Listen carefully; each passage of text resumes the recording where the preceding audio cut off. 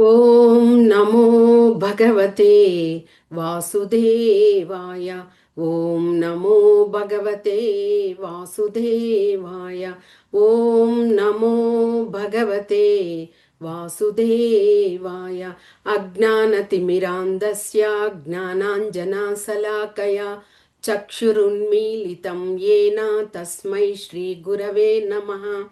नमा ओं विष्णुपादाय कृष्णप्रेष्ठाय भूतले श्रीमते भक्तिवेदान्त स्वामिन्निति नामिने. नमस्ते सरस्वती देवे गौरवाणी प्रचारिणे निर्विशेष शून्यवादी पाश्चात्य देशतारिणे. जय श्री कृष्ण चैतन्य प्रभु नित्यानंद श्री अद्वैत गदाधर श्रीवासादि गौर भक्त बृंद. हरे कृष्णा कृष्णा कृष्णा हरे हरे. हरे राम राम राम हरे हरे. मूकं करोति वाचालं पंगुं लंघयेति गिरिं यत्कृपतम् अहं वन्दे श्रीगुरुं दिनतारणं. పరమానందం మాధవం శ్రీ చైతన్య ఈశ్వరం. హరి ఓం తత్సత్. హరే కృష్ణ. ఈరోజు మనము శ్రీ కృష్ణాష్టకం కీర్తన తెలుసుకుంటున్నాము. ఈ శ్రీ కృష్ణాష్టకాన్ని శ్రీపాద ఆది శంకరాచార్యులు విరచితం. జగన్నాథ అష్టకం కూడా శ్రీపాద ఆది శంకరాచార్యులే వ్రాసారు. ఈ శ్రీ కృష్ణాష్టకం కూడా శ్రీ ఆది శంకరాచార్యులు వ్రాసినది. అంటే చాలా అద్భుతమైన కీర్తన అన్నమాట ఇది. దీన్ని ఒకసారి కీర్తన చేసి దానికి అర్థం కూడా తెలుసుకుందాం. ఓకే. శ్రీ కృష్ణాష్టకము శ్రీ ఆది శంకరాచార్యుల వారి విరచితం. వసుదేవసుతం దేవం కంసచానూరమర్దనం దేవకీ పరమానందం కృష్ణం వందే జగద్గురుం. కృష్ణం వందే జగద్గురుం. అతసీ పుష్పసంకాసం హారనూపురశోభితం రత్నకంకణకేయూరం కృష్ణం వందే జగద్గురుం. కృష్ణం వందే జగద్గురుం. హరే కృష్ణ కృష్ణ కృష్ణ హరే హరే. హరే కృష్ణ కృష్ణ కృష్ణ హరే హరే. కుటిలాలక సంయుక్తం పూర్ణచంద్రనిభాననం విలసత్కుండలాధారం కృష్ణం వందే జగద్గురుం. కృష్ణం వందే జగద్గురుం. మందారగంధ సంయుక్తం చారుహాసం చతుర్భుజం బర్హి పించావచూడాంగం కృష్ణం వందే జగద్గురుం. కృష్ణం వందే జగద్గురుం. ఉత్పుల్లపద్మపత్రాక్షం నీలజీముత సన్నిభం యాదవానాం శిరోరత్నం కృష్ణం వందే జగద్గురుం. కృష్ణం వందే జగద్గురుం. హరే కృష్ణ కృష్ణ కృష్ణ హరే హరే. హరే కృష్ణ కృష్ణ కృష్ణ హరే హరే.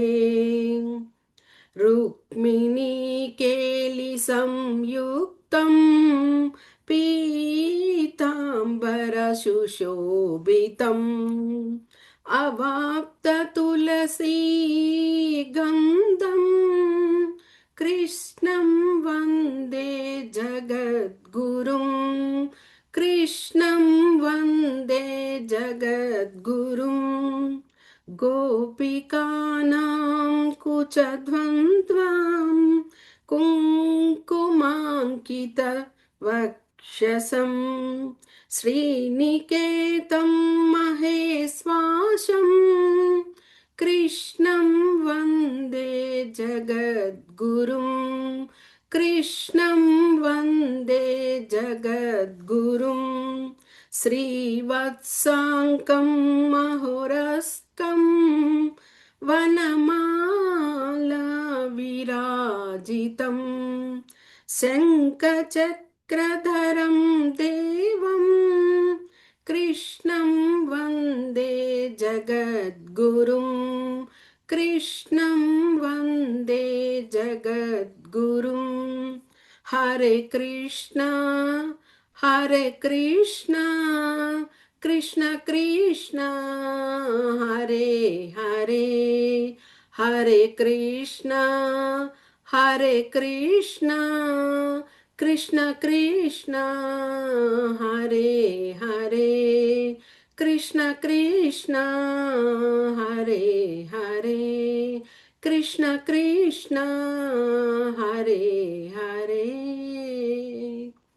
హరే కృష్ణ కృష్ణాష్టకం ఇదం పుణ్యం ప్రాతరుత్థాయ యః పఠేత్ కోటి జన్మ కృతం పాపం స్మరణేన వినశ్యతి. హరే కృష్ణ. ఈ శ్రీకృష్ణాష్టకాన్ని శంకరాచార్యుల వారు ఎంత అద్భుతంగా రచించారు అన్నది మనము అర్థంలో తెలుసుకోవచ్చు. ఫస్ట్ ఏమి, వసుదేవ సుతం దేవం, వసుదేవుని యొక్క కుమారుడు అంటే దేవకి వసుదేవుల యొక్క కుమారుడై శ్రీకృష్ణ భగవానుడు ఉన్నారు. కంస చానూర మర్దనం, మేనమామ అయినటువంటి కంసుడు కృష్ణ భగవానునికి ఎన్నో కష్టాలను ఇచ్చారు.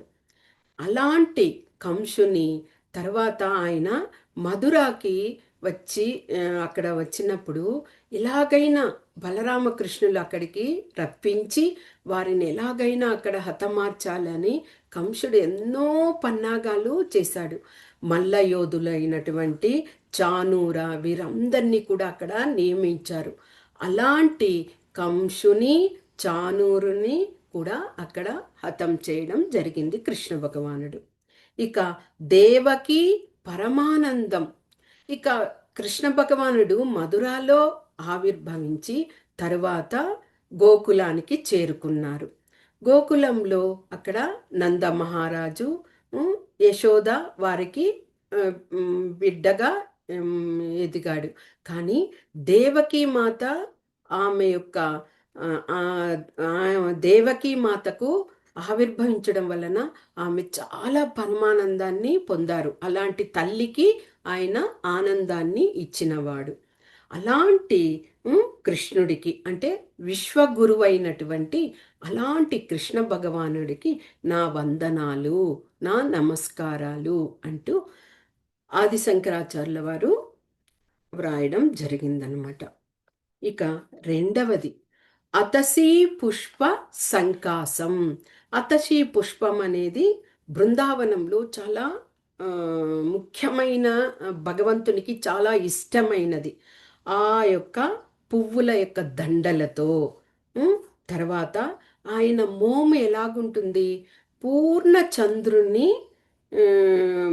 ఇది అయ్యి ఉంటారు. ఆయన పూర్ణ చంద్ర సారీ మాతాజీ అతసీ పుష్ప సంకాసం హారనూపుర శోభితం. ఆ పుష్పంతో చేసినటువంటి మాలను ఆయన ధరించి ఉన్నారు. తర్వాత నూపురాలు, నూపురము అంటే కాళ్లకు కడియం. మనము కొంతమంది చాలామంది వెండితో కూడా కడియాలను వేసుకుంటారు. చాలా ఎక్కువ ఘనంగా ఉంటుంది. అలాగా భగవంతునికి కూడా అలాంటి నూపురంని ఆయన ధరించి ఉన్నారట. కడియాలను అవి ఎలాగ ఉన్నాయి, ప్రకాశిస్తూ ఉన్నాయట. తర్వాత రత్న కంకణ కేయూరం, ఉమ్, ఆ బంగారు కంకణాన్ని కూడా ఆయన కలిగి ఉన్నారు. కంకణం ఆ, చేతికి వేసుకొని ఉన్నారు. పూర్తిగా అది ఎలాగా రత్నమయమై ఉన్నది. అంటే ఆ రత్నముతో పొదగబడి ఉన్నటువంటి కంకణముగా ఆయన వేసుకొని ఉన్నారు. అలాంటి కృష్ణ భగవానునికి నా యొక్క వందనాలు అంటూ ఇక్కడ తెలియజేస్తున్నారు. ఇక కుటిలాలక సంయుక్తం, భగవంతుని ఇప్పుడు మనము వీడియోలో కూడా చూస్తున్నాము. ఆయన శిరోజాలం, ఆ అలంకరణ చూడండి ఎంత అద్భుతంగా ఉందో. అలాగే ఆ ఆ శిరోజం, ఆ శిర జుట్టు ఎలాగా నల్లటి ఒత్తైన జుట్టయి అలాగ రింగులు తిరిగి ఉంటాయట. అంటే చుట్టుకొని అంత అద్భుతంగా ఉంటది. అలాంటి గిరిజాల జుట్టుతో ఉన్నవాడు. పూర్ణచంద్ర నిభాననం, ఆయన మోము ఎలాగా పూర్ణచంద్రుడు అంటే పౌర్ణమి రోజు చంద్రుని యొక్క కాంతి ఎంత ఇదిగా ఉంటుంది. అలాంటి పూర్ణం చంద్రుని యొక్క కాంతి ఎలాగా విలసిల్లుతూ ఉంటుందో ఆ విధంగా ఆయన ఆ నిండు చంద్రుని యొక్క మోము కలిగిన వాడై ఉన్నాడు. విలసిత్ కుండల ఆధారం అంటే చెవి ఆభరణాలు, అవి ఎలాగ ఉన్నాయి, కుండలాలు. ఆయన మీనం అంటే చేప, చేప ఆకారంలో ఆయన కుండలాలను ధరించి ఉంటారట. అలాంటి ఆ చెవి ఆభరణాలను ధరించి చాలా ఉల్లాసకరంగా, ఆనందంగా, సచ్చిత్ ఆనందునిగా అలాగా ఆయన విలసిల్లుతున్నాడట. అలాంటి శ్రీకృష్ణ భగవానునికి విశ్వగురు, కృష్ణం వందే జగద్గురు, ఈ జగత్తుకే గురువైనటువంటి ఆ విశ్వగురువుకి నా యొక్క వందనాలు, నా నమస్కారాలు అని ఇక్కడ చెప్పడం జరుగుతుంది. ఇక మందార గంధ సంయుక్తం, మందార పువ్వులు ఆ యొక్క సమూహంతో ఏర్పడినటువంటి సువాసనను కలిగి ఉంటారట శ్రీకృష్ణ భగవానుడు, దేవాది దేవుడైన ఆ భగవానుడు. అలాంటి ఆ మందార గంధం ఆ అంతటి సువాసనను కలిగి ఉంటుంది. మనం మామూలుగా కూడా కృష్ణ మందిరానికి వెళ్ళినప్పుడు మనం బాగా నోటీస్ చేయవచ్చు. ఎందుకంటే ఇతర మందిరాలలో ఒక విధమైనటువంటి ఆ సువాసన, కానీ కృష్ణ మందిరంలో పూర్తిగా ఆ గంధం యొక్క సువాసన, తర్వాత ఆయన అలంకరణ కూడా ప్రత్యేకంగా ఉండి మనకి చూడడానికే ఒక వినూతనమైనటువంటి ఆనందాన్ని కలిగించే విధంగా ఉంటుంది ఆయన యొక్క అలంకరణ, ఆ రూపము, ఆ చిరునవ్వు. అందుకే కృష్ణ అంటే ఏమి, మనల్ని మోహంతో ఉంచే విధంగా చేస్తారు. ఆయన చూడగానే మోహితులైపోతాము. అందుకే కృష్ణ అని ఆయన నామం కూడా ఆ విధంగా ఉంది. ఇక అలాంటి సుగంధంతో ఆయన కలిగి ఉంటాడట. తర్వాత చారుహాసం చతుర్భుజం, ఇది వరకు చెప్పిన విధంగానే ఆయన యొక్క చిరునవ్వు ఎలాగ ఉంటుంది, నవ్వుతూ ఉంటుంది. ఎప్పుడు కూడా మనల్ని చూసి అలాగే నవ్వుతూ మనల్ని పలకరిస్తున్నట్టుగా ఆ అనుభూతిని పొందే విధంగా ఆయన చిరునవ్వు, దరహాసం ఉంటుంది.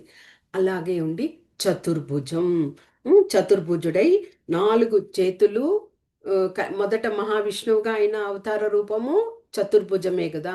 శంఖ, చక్ర, గద, పద్మము దానిని ధరించిన వాడే ఆయన తల్లిదండ్రులకు ఆ ఆవిర్భావాన్ని చూపించారు.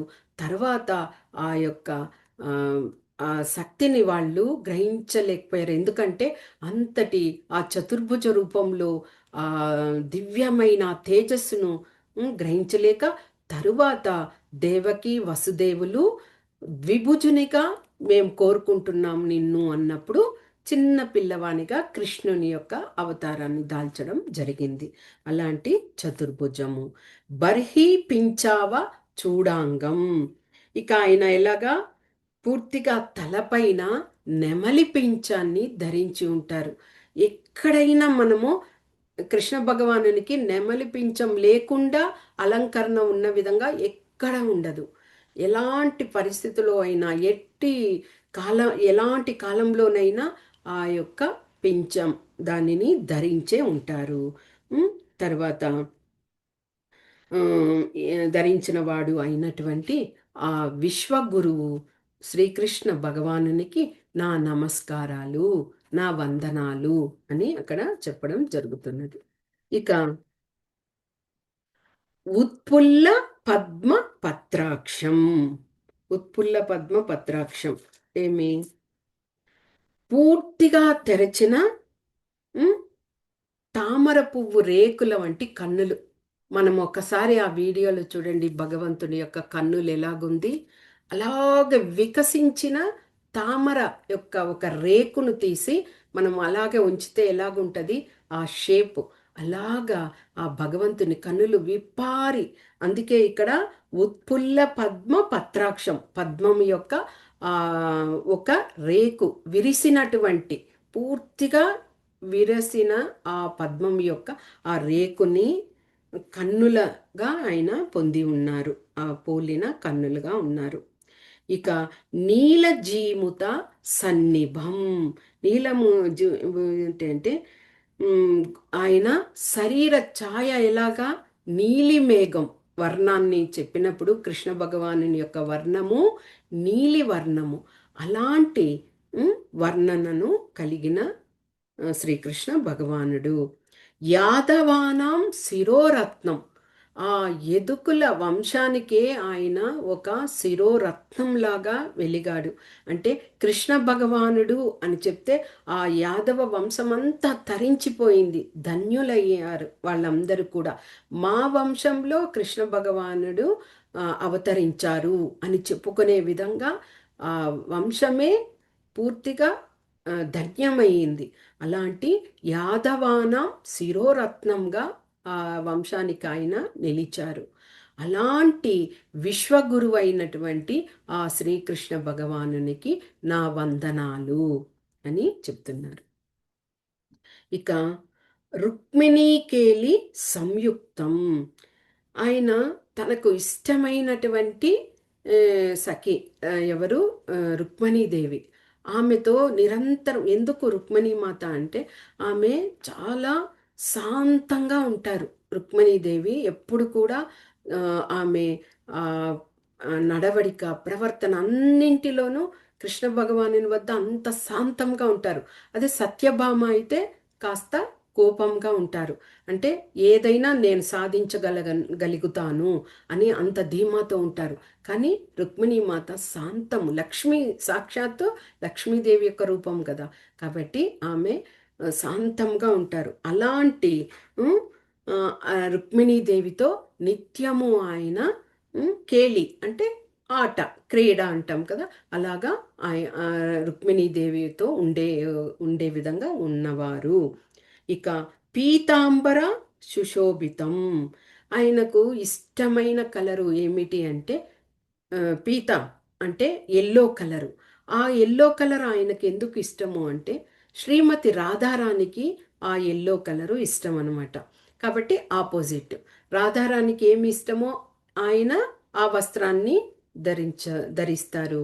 అదేవిధంగా నీలి వర్ణంలో ఉన్నటువంటి ఆ నీలి కలరుని రాధారానికి ఎక్కువగా ధరింపజేస్తారనమాట. ఆ విధంగా ఆ పీతాంబరం, ఆ ఎల్లో కలర్ పసుపు పట్టు వస్త్రాలతో ఆయన ప్రకాశవంతంగా వెలుగొందుతూ మెరిసిపోతూ ఉంటారట. ఎక్కువ మందిరాలు ఎక్కువ చూడండి ఆ ఎల్లో కలరు వస్త్రాన్ని భగవంతునికి కట్టి ఉంటారు. అది పీతాంబర సుశోభితం. దానితో ఆయన వెలుగొందుతూ మిరమెట్లు గొలుపుతూ ఉంటారట ఆ విధంగా. తర్వాత తర్వాత ఏమి అవాప్త తులసి గంధం. ఆయనకు నిత్యము ఎలాగా తులసి మాతతోనే ఆయనకు అలంకరణ చేస్తారు. అక్కడ ఆ మందిరంలో ఆ తులసిని భగవంతునికి అర్పించినప్పుడు ఒక అద్భుతమైన సుగంధం వెల్లువిరుస్తూ ఉంటది. కాబట్టి ఆ ఆనందాన్ని ఆయన ఆస్వాదిస్తూ ఉంటారట. అందుకే ఆ తులసి గంధం అని అక్కడ చెప్పడం జరిగింది. అలాంటి విశ్వగురువైనటువంటి ఆ కృష్ణ భగవానునికి నా వందనాలు అంటూ తెలియజేస్తున్నారు. ఇక గోపికానాం కుచ ద్వంద్వం అంటే గోపికలు గోపికలందరూ కూడా కృష్ణ భగవానునితో నిత్యము రాసలీలలో పాల్గొనాలని వాళ్ళు ఎప్పుడు నిత్యము ఎదురు చూస్తూ ఉంటారు. అందుకే ఆయన ఎప్పుడైతే ఆ యమునా నది తీరంలో ఆ కదంబ వృక్షం దగ్గర ఆయన ఉండి ఆ వేణువుని కానీ ఆయన ఆ వేణుగానం చేస్తున్నప్పుడు అక్కడ ఉన్నటువంటి ఆ బ్రజవాసులు అందరూ కూడా ఎక్కడి పనులను అక్కడ వదిలిపెట్టేసి అందరూ పరిగెట్టుకుంటూ భగవాన్ వద్దకు వచ్చేస్తారు. ఏమిటి అంటే వారందరూ కూడా ఆ రాసలీలలో ఆ నృత్యంలో పాల్గొనాలి. రాసలీల అంటే ఏమి, మనం అనుకునే విధంగా భౌతికమైనటువంటి రాసలీల కాదు. ఇక్కడ రాసలీల ఆధ్యాత్మికమైనటువంటి ఒక గొప్ప నృత్యం అన్నమాట. ఆ నృత్యంలో పాల్గొని భగవంతునితో వారు అలాగే ఆమ్, ఆనందాన్ని పొందాలి అని వాళ్ళందరూ కూడా అక్కడికి చేరుకుంటారు. అలాంటి గోపికలను అలా సమయము ఆ నృత్యం జరిగేటప్పుడు వాళ్ళందరూ కూడా భగవంతుణ్ణి ఆలింగనం చేసుకుంటారు. అలాగా ఆలింగనం చేసుకున్నప్పుడు ఏమైంది, కుంకుమాంకిత వక్షసం. ఎప్పుడైతే భగవంతుడు విస్తారం చెంది అన్ని వేల మంది గోపికలకు కృష్ణ భగవానుడు ఒక్కొక్క రూపాన్ని అక్కడ ఇదయ్యి రాసలీల నృత్యము జరుగుతూ ఉన్నప్పుడు వారందరూ కృష్ణ భగవాన్ని ఆలింగనం చేసుకున్నప్పుడు వాళ్ళ యొక్క కుంకుమ భగవంతుని యొక్క వక్షస్థలం మీద ఎర్రటి కుంకుమ అది అలాగే తగిలి గుర్తులు అలాగే ఉండిపోతాయట కృష్ణ భగవాన్ యొక్క వక్షస్థలం మీద. అదే ఇక్కడ కుంకుమాంకిత వక్షసం. తర్వాత శ్రీనికేతం మహేశ్వాసం. శ్రీనికేతం, శ్రీ అంటే లక్ష్మీదేవి, నికేతం అంటే నివాసమై ఉన్నారు. లక్ష్మీదేవి భగవంతుని యొక్క హృదయంలో నివాసమై ఉన్నవాడు అంటే లక్ష్మీదేవిని తన హృదయంలో ఉంచుకున్నవారు. మనము తిరుపతిలో భగవంతునికి వెంకటేశ్వర స్వామికి అభిషేకం జరిగిన తర్వాత ఆ గంధము అంటే పసుపు గంధము వాటితో ఆయన యొక్క వక్షస్థలంలో రెండు వైపులా ఆ గంధాన్ని ఇది చేస్తారు. అది ఏమి, ఆయన యొక్క లక్ష్మీదేవి ఆయన హృదయంలో ఉండడం వలన ఆ విధంగా లక్ష్మీదేవి అదే శ్రీదేవి భూదేవి అంటారు. దానిని అలాగే అచ్చులాగా అయిపోతుంది. ఆయన వక్షస్థలం మీద ఉంచిన ఆ గంధము తర్వాత తీసినప్పుడు అలాగే లక్ష్మీదేవి యొక్క రూపం అలాగే అయ్యి తర్వాత దాన్ని ఇవ్వడం కూడా అదే కొంతమందికి అది ఇవ్వడం జరుగుతుంది. అలాగా ఆయన హృదయంలో లక్ష్మీదేవి నివాసమై అలాగా ఉన్నారు. ఇక శ్రీనికేతం మహేశ్వాసం. మహేశ్వాసం అంటే ఆయన విలువిద్యల్లో కూడా చాలా ప్రావీణ్యం. అందుకే కదా చెప్తారు కృష్ణ భగవానుడు 64 కళలలో అగ్రగణ్యుడట. అలా అలా 64 కళలు అంటే మనకు ఏదో ఒక 4-5 కళల్లో మనకు తెలిసి ఇది అంటాం. కానీ ఆయన 64 కళల్లో నైపుణ్యతను గురువు వద్ద ఆయన తెలియచేసేవారట. ఆ విధంగా ఆ విలువిద్యలో కూడా ఆయన ప్రవీణ్యం కలిగినవాడు. అలాంటి విశ్వగురువైన జగద్గురువైనటువంటి ఆ కృష్ణ భగవానునికి నా వందనాలు, నా నమస్కారాలు అని శంకరాచార్యుల వారు చూడండి ఎంత అద్భుతం. ఆయన సాధారణంగా ఆయన వ్రాసిన ప్రతి ఒక్కటి కూడా ఎంత అద్భుతంగా, మరి జగన్నాథ అష్టకం చూడండి, ఆ అష్టకంలో ఎంత అమూల్యమైన విషయాలను భగవంతుని మీద ఆయన రచించడం జరిగింది.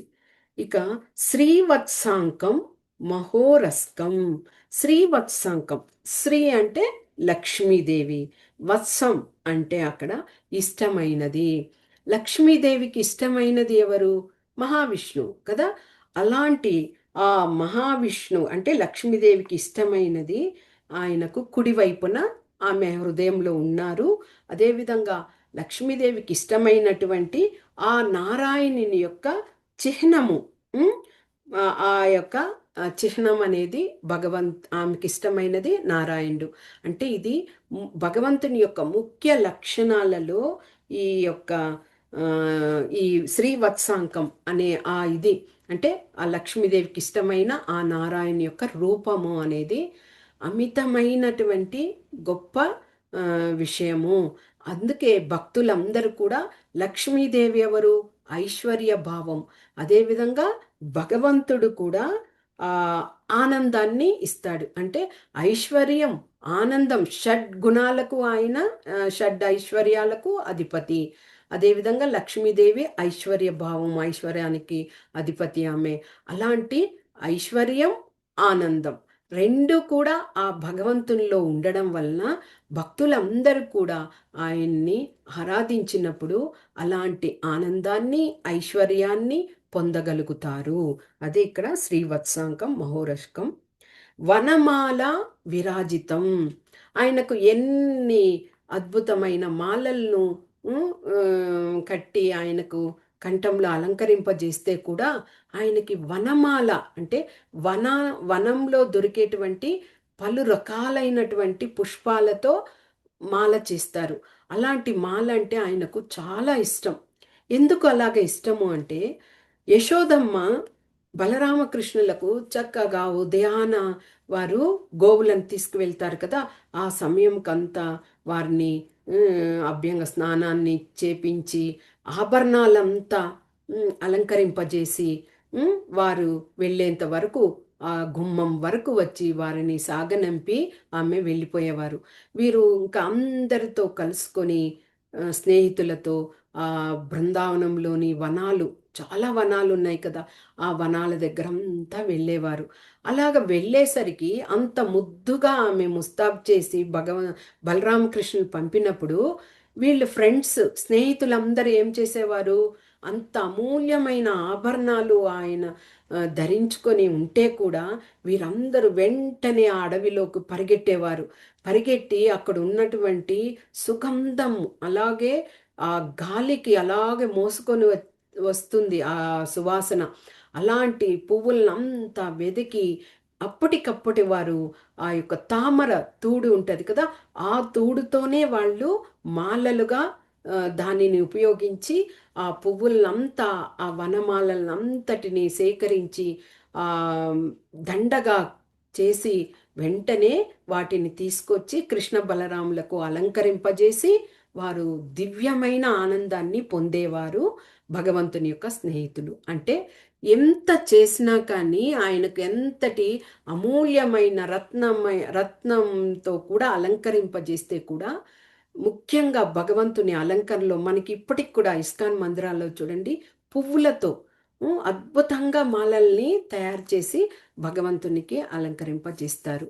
అందుకే ఆ వనమాల ఆ యొక్క దానితో ఆయన విరాజితుడై ఉంటాడు.